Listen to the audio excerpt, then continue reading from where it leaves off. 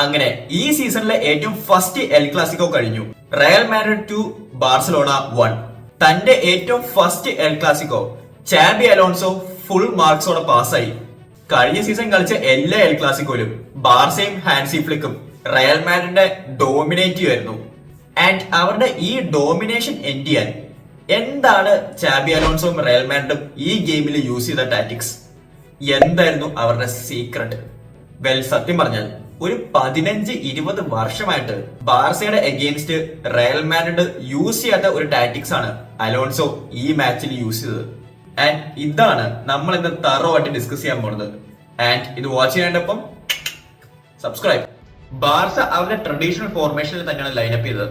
ഞാൻ ചിലപ്പോൾ പല വെബ്സൈറ്റ് എടുത്ത് നോക്കുമ്പോൾ അല്ലെങ്കിൽ ഏതെങ്കിലും ഫുട്ബോൾ ആപ്പ് എടുത്ത് നോക്കുമ്പോൾ ബാർസയുടെ ഫോർമേഷൻ 4-3-3 ചിലപ്പോൾ ലിസ്റ്റ് ചെയ്തിട്ടുണ്ടാവും. പക്ഷെ അങ്ങനെയാണെങ്കിലും ബാർസയ്ക്ക് ബോൾ പൊസിഷൻ ഉള്ളപ്പോ അവരുടെ ഫോർമേഷൻ ഒരു 4-2-3-1 സിസ്റ്റം ആണ്.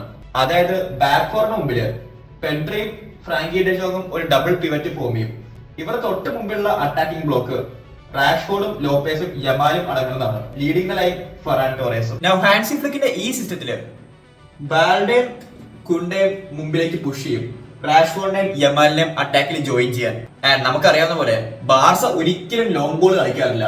അപ്പൊ ഗോൾ കിക്കിന് തന്നെ ഷെസ്നി ഐദർ ഗാർസിയയ്ക്കോ അല്ലെങ്കിൽ കുബാർസിക്കോ ആയിരിക്കും ഏറ്റവും ഫസ്റ്റ് പാസ് ചെയ്യണത്. ഇത് കഴിഞ്ഞിട്ട് ഫ്രാങ്കി ഡെ ജോങ്ങും പെഡ്രിയും ഈ സ്പേസിലേക്ക് മൂവ് ചെയ്യും. കുബാർസിയുടെയും ഗാർസിയുടെയും കാര്യം ബോൾ റിസീവ് ചെയ്ത് മുമ്പിലേക്ക് പ്രോഗ്രസ് ചെയ്യാൻ.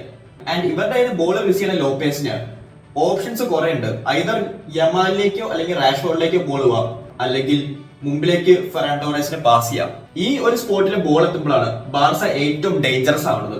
ആൻഡ് ലോപ്പേസ് ഇവിടെ നിന്ന് കൊടുക്കുന്ന പാസ് ഓൾമോസ്റ്റ് എല്ലാ പ്രാവശ്യവും അസിസ്റ്റോ അല്ലെങ്കിൽ പ്രീ അസിസ്റ്റോ ആണ് ആവാറ്. വിംഗേഴ്സ് ആയ റാഷ്ഫോർഡും യമാലും ഏതാണ്ട് സിമിലർ പ്ലെയേഴ്സ് ആണ്. കാരണം അവർ ട്രഡീഷണൽ വിംഗേഴ്സിനെ പോലെ ബോൾ റിസീവ് ചെയ്തിട്ട് ബൈലൈനിലേക്ക് മൂവ് ചെയ്യാറില്ല, എപ്പോഴും ഉള്ളിലേക്ക് കട്ട് ചെയ്യാനാണ് അവർ അറ്റംപ്റ്റ് ചെയ്യുന്നത്. ആൻഡ് ഈ സമയത്ത് ബാർസയ്ക്ക് വിത്ത് പ്രൊവൈഡ് ചെയ്യുന്നത് ഫുൾ ബാക്സ് ആയിരിക്കും, ഇവരുടെ ഓവർലാപ്പിംഗ് റൺസ്. ഞാൻ ഒരു ഹാർഡ് കോർ ബാർസ ഫാനും ആൻഡ് ഫുട്ബോൾ കുറെ നാളായിട്ട് വാച്ച് ചെയ്യുന്ന ഒരാൾക്കും ഇതാണ് ബാർസയുടെ ഫുട്ബോളിന്റെ ബ്ലൂ പ്രിന്റ് എന്ന് അറിയാം. ആൻഡ് അങ്ങനത്തെ ഒരാളായിരുന്നു ചാബി അലോൺസോയും. ആൻഡ് ക്വൈറ്റ് നാച്ചുറലി പുള്ളിക്കും അറിയായിരുന്നു ബാർസ ഇത് തന്നെയാണ് എൽ ക്ലാസിക്കോയിൽ യൂസ് ചെയ്യാൻ പോണ ടാറ്റിക്സ് എന്ന്. പക്ഷെ അലോൺസോ ഈ ടാറ്റിക്സിനെ കൗണ്ടർ ചെയ്ത മെത്തേഡ് ടോട്ടലി അൺഎക്സ്പെക്ടഡ് ആയിരുന്നു. റയൽ മാഡ്രിഡിന്റെ കാര്യം പറയുകയാണെങ്കിൽ അവര് ഈ ഒരു ഫോർമേഷനാണ് ലൈനപ്പ് ചെയ്തത്. Valverde, Militao, Huijsen, Carreras defence, Camavinga അവർ തൊട്ട് മുമ്പിലുള്ള ഡിഫൻസീവ് മിഡ്ഫീൽഡർ. ഇനി മിഡ്ഫീൽഡിലേക്ക് വരുവാണെങ്കിൽ Guler, Bellingham, Tchouameni, Vini Junior. And of course leading the line Kylian Mbappe. Now പേപ്പറിൽ ഇങ്ങനെയാണ് റയൽ മാഡ്രിഡിന്റെ ലൈനപ്പ് എങ്കിലും ആക്ച്വലി ഗെയിമില് ഓൺ ദ ബോളും ഓഫ് ദ ബോളും അവർ ഈ ഒരു ഫോർമേഷൻ ആയിരുന്നില്ല യൂസ് ചെയ്തത്. റയൽ മാഡ്രിഡ് പ്രസ് ചെയ്യുമ്പോൾ ഗൂലർ എംബാപ്പയുടെ ഒപ്പം ജോയിൻ ചെയ്യും.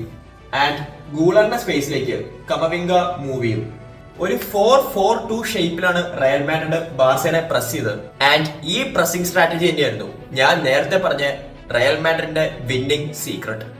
ഷെസ്ലിക്ക് ബോളുള്ളപ്പോ എംബാപ്പേനെ ഗൂലറിനെയും റയൽ മാഡ്രിഡ് പുഷ് ചെയ്തു. അങ്ങനെ ഗാർസിയയ്ക്കും കുബാർസിക്കുള്ള ആ പാസിംഗ് ഓപ്ഷൻ കട്ട് ചെയ്തു. അത് കഴിഞ്ഞിട്ട് ഷെസ്ലിക്കുള്ള ഓപ്ഷൻ ഡെജോങ്ങിലേക്കും പെഡ്രിയിലേക്കും ഇച്ചിരി കൂടെ ലോങ്ങർ ബോൾ കളിക്കുവാന്നാണ്. പക്ഷെ അവിടെ ബെലിംഗ്ഹാമും ചുവാമിനിയും പെഡ്രിനെയും ഫ്രാങ്കി ഡെ ജോങ്ങിനെയും പ്രസ് ചെയ്യാനുണ്ടായിരുന്നു. സോ അങ്ങനെ മിഡിലിൽ കൂടെയുള്ള എല്ലാ ഓപ്ഷനും റയലെ കട്ട് ഔട്ട് ചെയ്തു. ആൻഡ് ഷെസ്നിക്ക് ആകെയുള്ള ഓപ്ഷൻ ഫുൾ ബാക്സിന് പാസ് ചെയ്യുമെന്നാണ്. പക്ഷെ അവിടെ റയലെ പ്ലെയേഴ്സിനെ കമ്മിറ്റ് ചെയ്തു. നൗ ഇത്ര ഒരു അഗ്രസീവ് പ്രസിംഗ് കാരണം അടുത്ത് ഷെസ്നിക്ക് പാസിംഗ് ഓപ്ഷൻസ് ഒന്നുമില്ല. ഷെസ്നിക്ക് ആകെയുള്ള ഓപ്ഷൻ ലോങ് ബോൾസ് ആണ്. ആൻഡ് അങ്ങനത്തെ ലോങ് ബോൾസ് ആണെങ്കിൽ മിൽറ്റാവും ഹോയ്സനും ആ ലോങ് ബോൾസ് ഹെഡ് ചെയ്ത് ക്ലിയർ ചെയ്യും. എന്തൊക്കെ പറഞ്ഞാലും ബാർസലോണ തന്നെയാണല്ലോ. അതുകൊണ്ട് ഇത്രയൊക്കെ ഹൈ പ്രസ് വരണ്ടെങ്കിലും ഷെസ്നി പലപ്പോഴും ഷോർട്ട് പാസ് കളിക്കാൻ തന്നെ നോക്കി. ആൻഡ് ബാർസയുടെ ഡിഫൻഡേഴ്സ് അവരുടെ സ്വന്തം എബിലിറ്റി വെച്ച് ഈ ഹൈ പ്രസ് ബീറ്റ് ചെയ്യാൻ നോക്കി. ചില സിറ്റുവേഷൻസിൽ അത് സക്സസ്ഫുൾ ആയെങ്കിലും വേറെ ചില സിറ്റുവേഷൻസിൽ റയലിന് ഈസി ആയിട്ട് ബോൾ ഇന്റർസെപ്റ്റ് ചെയ്യാൻ പറ്റി. നൗ ഫോർ എക്സാമ്പിൾ ഈ ഒരു സിറ്റുവേഷനിൽ എംബാപ്പെ ഗാർസിയനെ പ്രസ് ചെയ്യാനായി കൊണ്ട് ഗാർസിയ പെട്ടെന്ന് ബാൽഡേക്ക് പാസ് ചെയ്യും. ആൻഡ് ബാൽഡേക്ക് ബോൾ കിട്ടിയ ആ മൂമെന്റ് തന്നെ കമവിംഗ പ്രസ് ചെയ്ത് തുടങ്ങും. ബാൽഡെ പെട്ടെന്ന് റാഷ്ഫോർഡിന് പ്ലേ ചെയ്തെങ്കിലും വാൽവർഡേയും കൂടെ പ്രസ് ചെയ്തപ്പോ റാഷ്ഫോർഡിന്റെ അടുത്തുനിന്ന് റയലിന് ബോൾ വിൻ ചെയ്യാൻ പറ്റി, അതും ബാർസയുടെ ബോക്സിന്റെ തൊട്ടടുത്ത്. എംബാപ്പെ ഓഫ് സൈഡ് ആണെന്ന് പറഞ്ഞ് ക്യാൻസൽ ആയ ഗോളും ഇങ്ങനത്തെ ഒരു പ്രസിംഗ് തന്നെയാണ് വന്നത്. ഇങ്ങനത്തെ ഒരു ഹൈ പ്രസ് ടാറ്റിക്സ് വെച്ച് റയലിന് കുറെ ഗോൾ സ്കോറിംഗ് ഓപ്പർച്യൂണിറ്റീസ് ക്രിയേറ്റ് ചെയ്യാൻ പറ്റും. പക്ഷെ ഇതിനൊരു നെഗറ്റീവ് സൈഡും ഉണ്ട്. ബാർസ എങ്ങാനും ഈ ഹൈ പ്രസ് ബീറ്റ് ചെയ്താൽ, അല്ലെങ്കിൽ ഷെസ്നിയുടെ ലോങ് ബോള് ലോപ്പേസിനെയോ ഫെറാൻ ടോറസിനെയോ ഫൈൻഡ് ചെയ്താൽ ബാർസയ്ക്ക് വേണമെങ്കിൽ ഒരു 3-on-3 സിറ്റുവേഷൻ ക്രിയേറ്റ് ചെയ്യാൻ പറ്റും. ഈ സിറ്റുവേഷൻ പ്രിവെന്റ് ചെയ്യണമെങ്കിൽ ലോപ്പേസിന് ബോൾ കിട്ടാൻ പാടില്ല. അതുകൊണ്ട് മിഡ്ഫീൽഡിൽ ഫ്രീ ആയ ആളെ ഹൂയിസൺ മാർക്ക് ചെയ്യും. അഗൈൻ ഞാൻ പറഞ്ഞ പോലെ ഇതൊരു high risk high reward tactics ആണ്. എങ്ങനെയെങ്കിലും ബാർസ ഈ ഇനീഷ്യൽ പ്രസ് ബ്രേക്ക് ചെയ്താൽ റാഷ്ഫോർഡിന്റെയും യമാലിന്റെയും പേസും സ്കിൽസും വെച്ച് അവർക്ക് ഈസി ആയിട്ട് റയലിന്റെ ബോക്സിലെത്താം. ബാർസയുടെ ഈക്വലൈസറും റയലിന്റെ ആ പ്രസിനെ ബീറ്റ് ചെയ്തപ്പോഴാണ് വന്നത്. ആൻഡ് ആ ഗോൾ സ്കോർ ചെയ്തപ്പോ റയലിന്റെ പെനാൽറ്റി ബോക്സിൽ എത്ര റയൽ മാഡ്രിഡ് പ്ലേയേഴ്സ് ഉണ്ടെന്നും എത്ര ബാർസലോണ പ്ലേയേഴ്സ് ഉണ്ടെന്നും ജസ്റ്റ് നോക്കിയാൽ മതി. നൗ ലാ ലീഗയില് ബാർസയുടെ അഗേൻസ്റ്റ് വേറെ ഏത് ടീമും ഈ ടാറ്റിക്സ് യൂസ് ചെയ്താൽ ഫെയിൽ ആവും. പക്ഷെ ഇത് റയൽ മാഡ്രിഡ് ആയതുകൊണ്ട് ഫ്ലിക്ക് ലേശം കൺസർവേറ്റീവ് ആയി. ബാർസയ്ക്ക് ബോൾ ഉള്ളപ്പോ കൂണ്ടെ ഓവർലാപ്പ് ചെയ്യാണ്ട് ഒരു തേർഡ് സെന്റർ ബാക്ക് ആയിട്ട് കളിക്കാനായിരുന്നു ഫ്ലിക്കിന്റെ ഇൻസ്ട്രക്ഷൻ.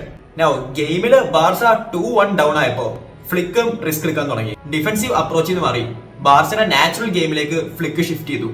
ഇനീഷ്യലി റയൽ മാഡ്രിഡിന് ഇതൊരു ഇഷ്യൂ ആയിരുന്നെങ്കിലും അലോൺസോ വൈകാതെ തന്നെ ഇതിനുള്ള സൊല്യൂഷനും കണ്ടുപിടിച്ചു. കമവിംഗനെ ഓൾമോസ്റ്റ് ഒരു റൈറ്റ് ബാക്ക് ആയിട്ടാണ് കളിയുടെ അവസാനമായപ്പോ അലോൺസോ കളിപ്പിച്ചത്. ഹോയിസിനെയും മിലിറ്റാവിനെയും കരേറാസിനെയും ലാസ്റ്റ് ആയപ്പോ റയൽ സെൻട്രൽ ഡിഫൻഡേഴ്സ് ആയിട്ടാണ് യൂസ് ചെയ്തത്. ആൻഡ് വിനീനെ സബ്സ്റ്റിറ്റ്യൂട്ട് ചെയ്ത് അലോൺസോ ഇച്ചിരി കൂടെ ഡിഫൻസീവ് വർക്ക് റേറ്റില് റോഡ്രിഗോനെ ഇൻട്രൊഡ്യൂസ് ചെയ്തു. ആൻഡ് ലാസ്റ്റ് മിഡ്ഫീൽഡ് പാക്ക് ചെയ്ത് റയല് ഒരു 3-5-2 സിസ്റ്റത്തിലാണ് കളി എൻഡ് ചെയ്തത്. ഒരു ക്വിക്ക് ഡിസ്ക്ലൈമർ, നിങ്ങൾ റയൽ മാഡ്രിഡിന്റെ ബാർസയുടെ ഫാൻസ് ആണോ?